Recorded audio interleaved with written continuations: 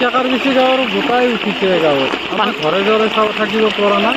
ৰাতি মোটামুটি 2টামান বজাৰ পৰা পুৰা পানী, এনেকুৱা পানী বাঢ়িছে তাৰমানে আচৰিত। গৰু ছাগলী ওলাবৰ সময় নাপালো। গৰুবিলাক ক'ত ৰাখিছে? গৰু এতিয়া দেউলখোলাত ৰাখিছে, ছাগলটোৱে সিহঁতৰ ঘৰত থৈ দিছে।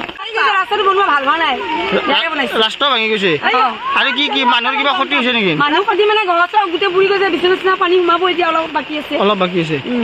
আমাৰ ঘৰে এইটো সোমাব এতিয়া অলপ বাকী। এই গাঁওখনৰ নাম কি? আৰু এই বৰলীয়া যে আছে, বৰলীয়াৰ পৰা পানীটো ডাইৰেক্ট আমাৰ ইফালে সোমাই আহে, বাগৰি আহে। আজি এমাহ হ'ল, এমাহৰ আগত হৈ গৈছে পানী আৰু এই এমাহ এতিয়া পানী। ক'ত ক'ত পানী উঠিছে? পানী মোটামুটি গোটেইখিনি কেকাৰকুছি তোমাৰ বৰলীয়া পাৰ গোটেইখিনি প্লাবিত হৈছে পানী। এইফালে আপোনাৰ বটলে দুবাৰ কৰি পানী হ'ল। গতিকে আমি খেতিজীৱী মানুহ, আমি কৃষক, গতিকে ইমানবোৰ আমি কঠীয়া পাৰিলোঁ। আমাৰ 8-10 বিঘা মাটি ৰোৱাৰ কাৰণে কঠীয়াবিলাক চব ধ্বংস হৈ গ'ল। আমাৰ চলাৰ পিছৰ পৰ্যায়টো কি হ'ব? আমি কি কৰি খাম? গতিকে আমাৰ ইয়াতে 100-150 মানুহ চব পানীৰ তলত আছে।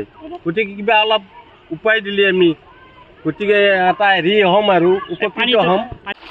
এই আমাৰ এই কেকাৰকুছিটো চাৰি চাইডে উঠিছে পানী এইবিলাকত। আমাৰ ইয়াত অলপ কমে, ভিতৰে আৰু অলপ বেছি হৈ আছে। আপোনালোকে গেলি দেখা পাব কিমান বেছি হৈ আছে। গাঁৱৰ মানুহবিলাকৰ আৰু কি হৈছে? গাঁৱৰ মানুহবিলাক সিফালেতো বিৰাট আলাই নিগলা সোমাব কৰিব নোৱাৰে। আমিতো থাকোঁ ৰাস্তাত অলপ অলপেই, আমাৰতো গোটাই তল গৈছে।